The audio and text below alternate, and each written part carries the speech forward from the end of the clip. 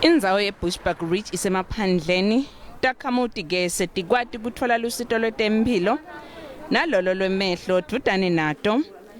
Ngaphambilini bekufanele tihambe tiyofika esibhedlela seThemba edolobheni leMbombela.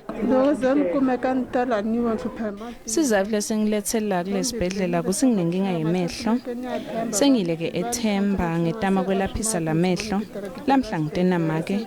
Lamehla ngihlupha kakhulu ayaluma. Makushisa lilanga angiboni.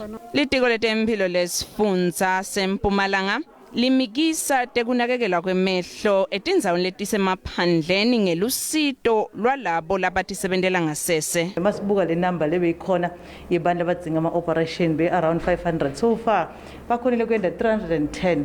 Lokhu sikujabulela kakhulu. Ubonile nje phambilini besilaphana eTonga sisayina i-memorandum of understanding ne-South African Council for the Blind. Labo ke labanikelako baphinze balethe bosolwati labasebenta mahala labati kangcono ngemehlo. And I came to this area and we just wondered, well, what can we do to upgrade the health of this area? And what we decided in the end was that we can do two things. We can build important structures that weren't here, and this is the eye clinic, and we can bring in medical volunteers to help educate and uplift the quality of care in the area.